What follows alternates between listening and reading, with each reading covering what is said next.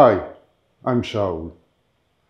In the last video we discussed a few ways to increase the probability of choosing a lens with good 3D pop for your mirrorless camera. Now we concentrated on old lenses, either lenses from the 1990s or high-end lenses that were designed for DSLRs, especially primes, or rangefinder lenses. All those options need to be adapted to your mirrorless camera, so their operation is at least slightly compromised in comparison to native lenses that have full support, full communication with the camera.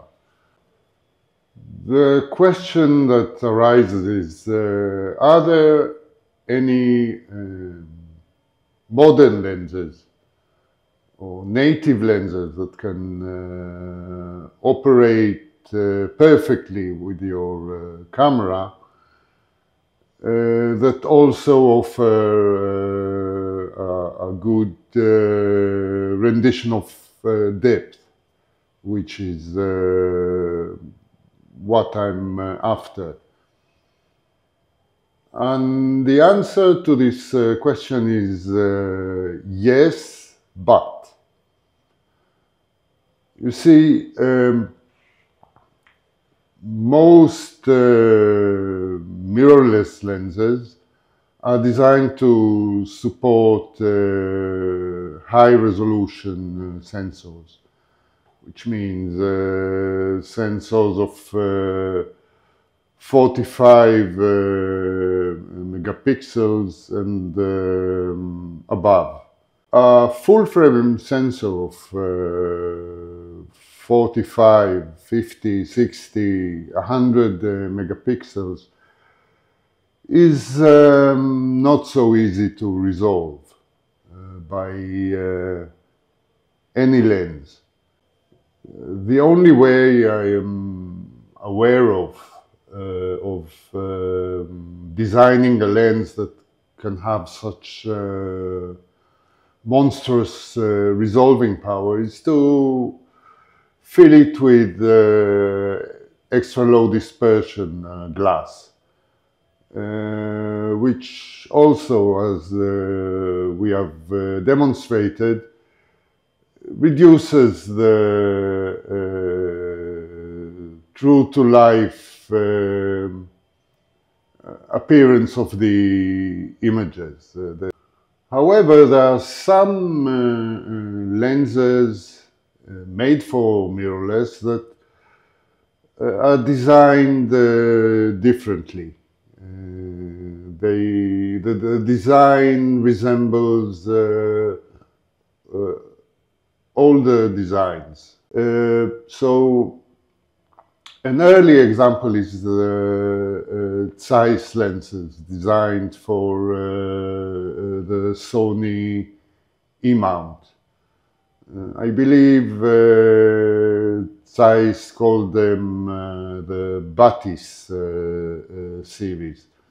Those lenses do contain some ED elements, but they are concentrated at the front of the lens mainly, and they still show a good rendition of depth.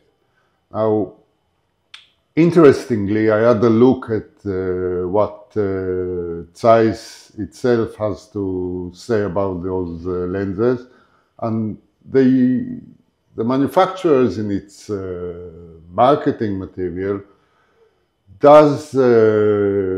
mention the 3D pop effect. But it attributes this effect to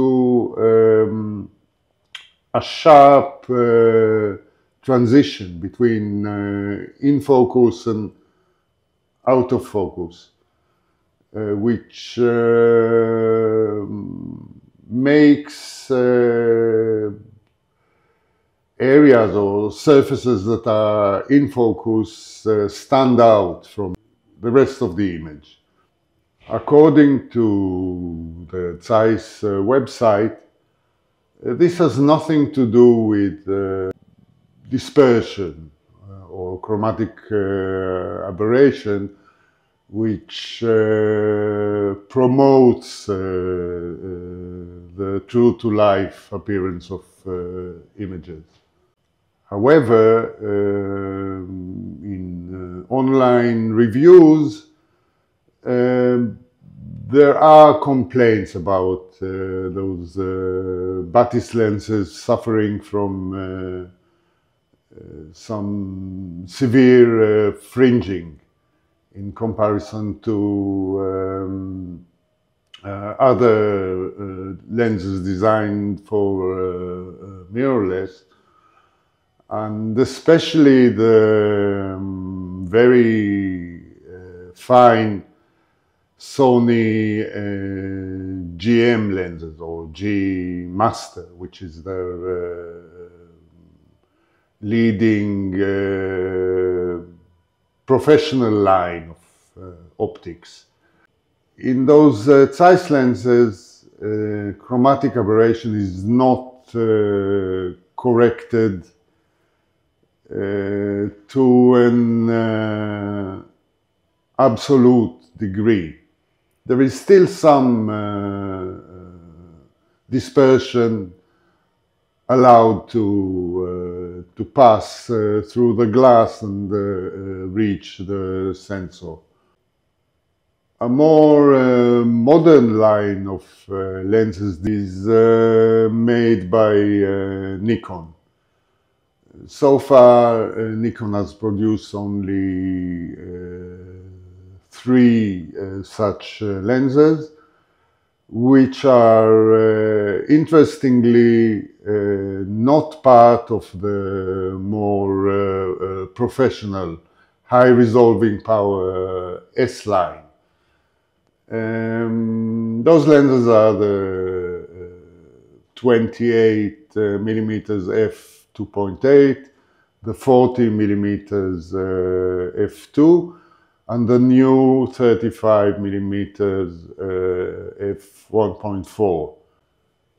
If we look at the modulation transfer function, or MTF charts of 2 comparable lenses, the Nikon 35 millimeter f1.8 S line and the 35 millimeter f1.4 non-S, we can see a stark difference.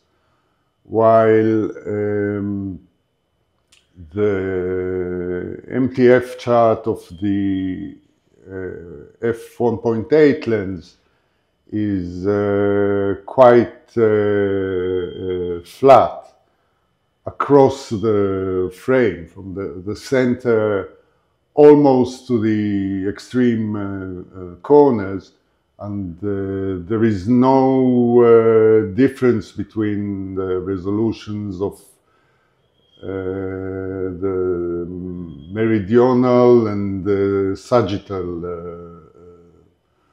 lines, which means this lens is quite immune to astigmatism and chromatic aberration.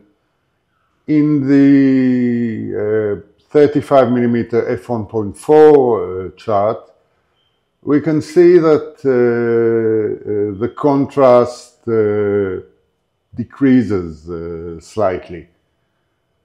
from the center to towards the corners, and closer to the corners there is a distinct separation of the meridional and sagittal lines, which means this lens suffers from some aberrations. The gradual decline in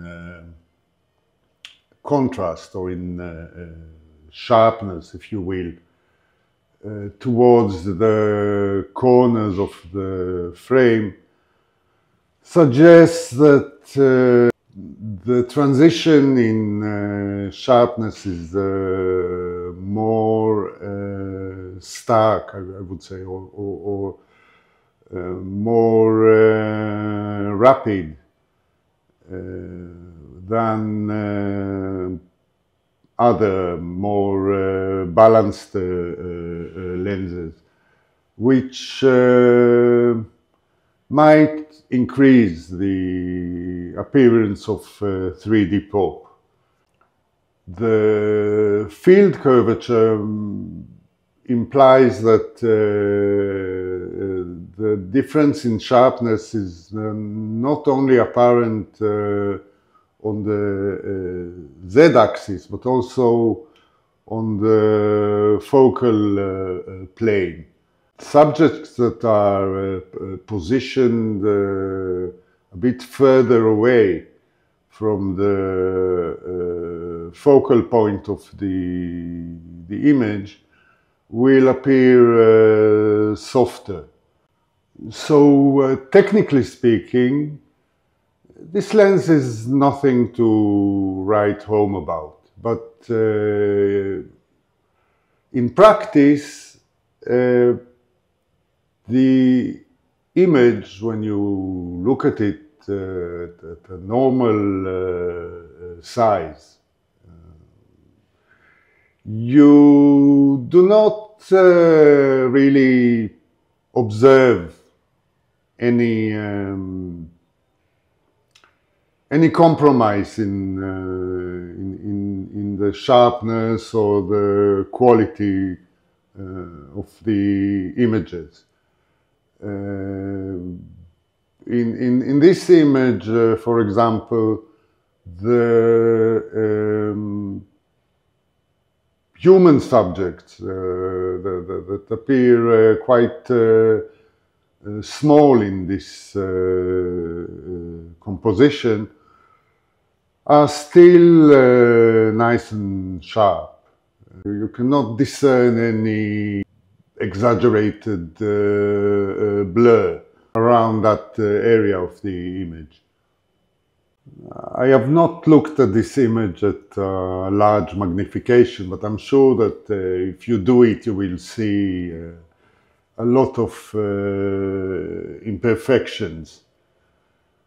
But those lenses are not designed for cropping or for applications that require flatness of the focal plane, such as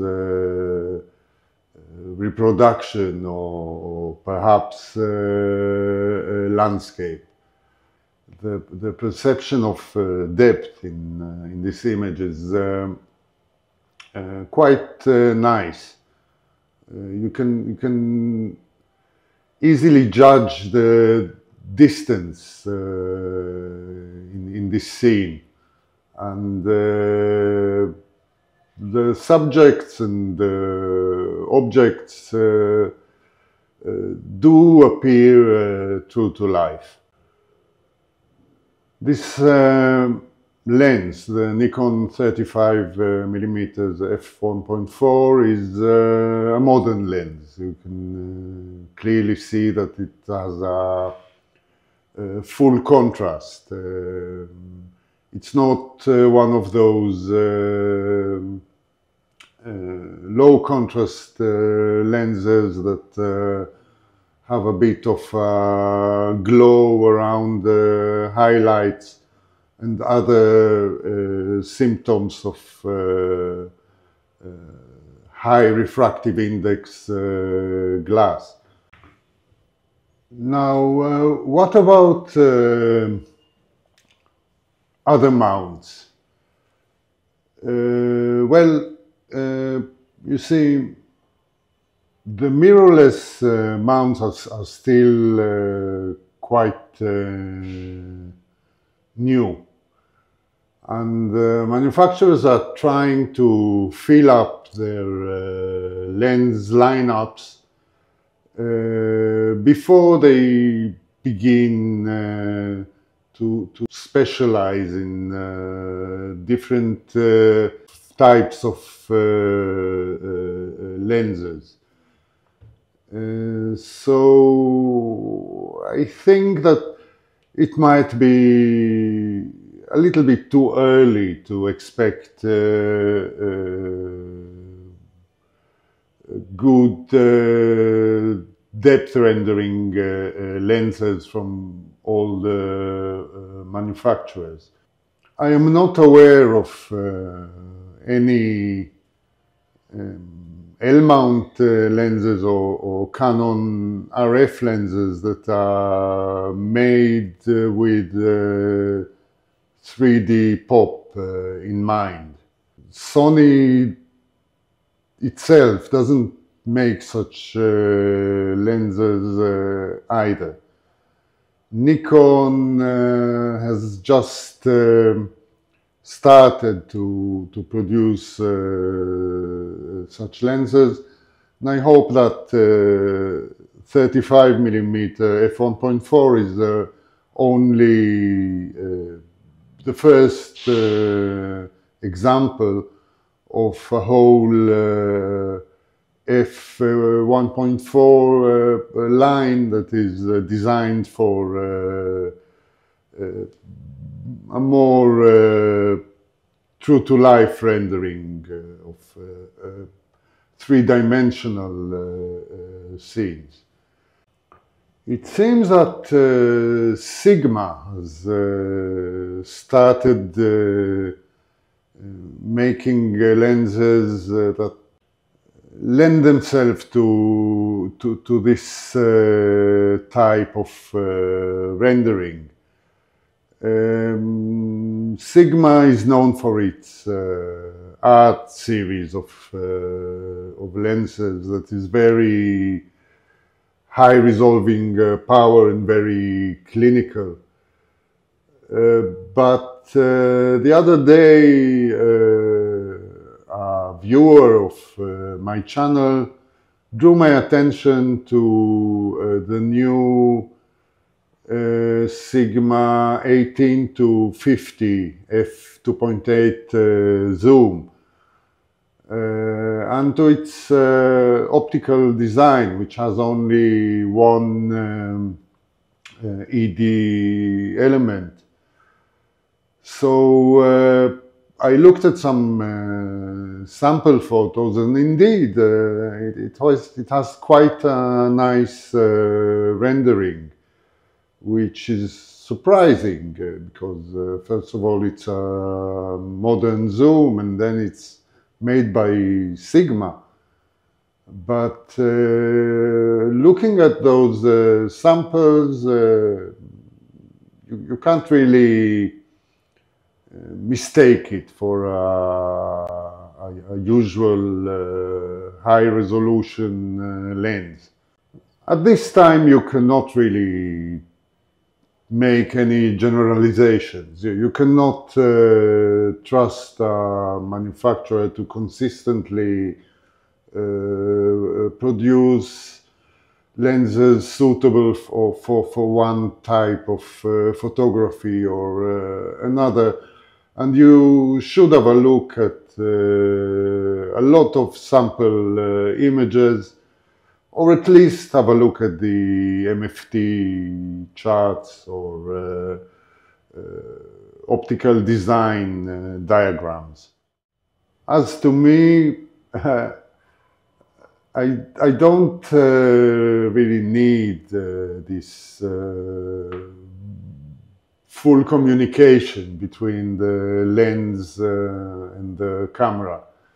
Apart from those talking heads videos, I do not really use it much for video, so I can rely on those slow adapters and use mainly lenses that were made for rangefinder systems.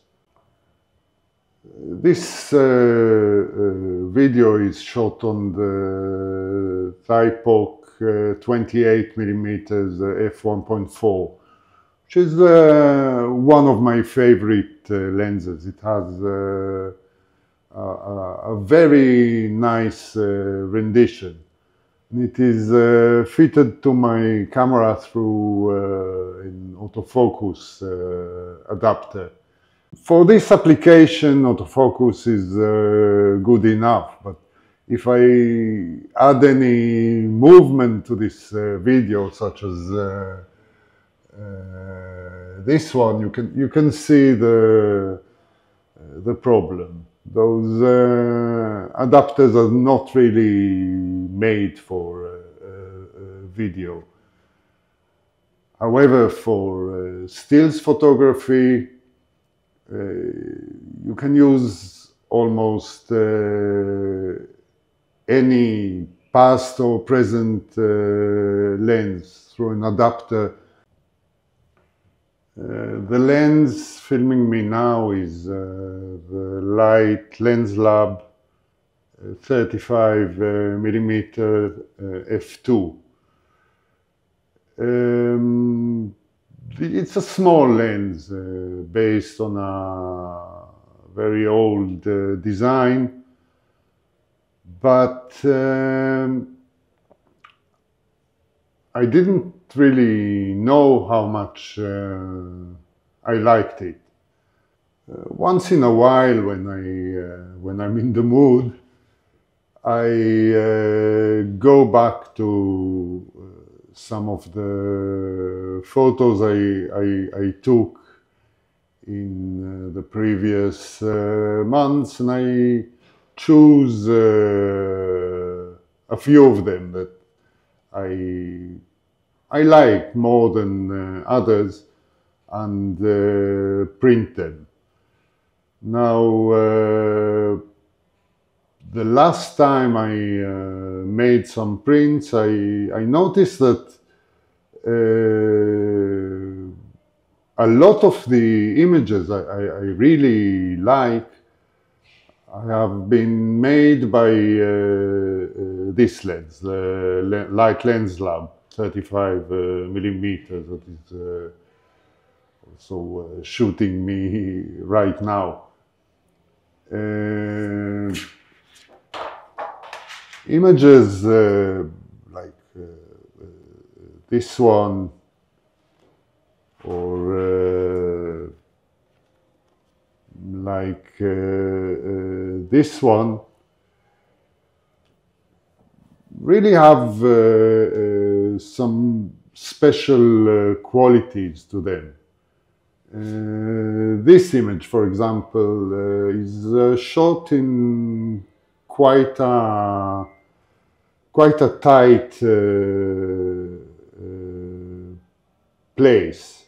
Judging the image, it seems like there's more space in this image than there really was.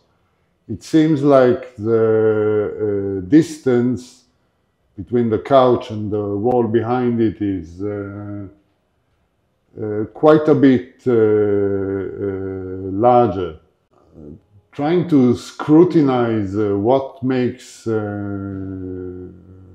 this effect, I think that the glow around the highlights on the wall creates an illusion that the wall is more out of focus than it really is. So maybe there is more to 3D pop than the effect of dispersion, or maybe it has something to do with distribution of sharpness on the z-axis, but also on the focal plane. If you have any thoughts about it, any insights, or if you are aware of any other modern lenses made for mirrorless that have a nice 3D pop rendition, please let me know in the comments. Thank you for watching.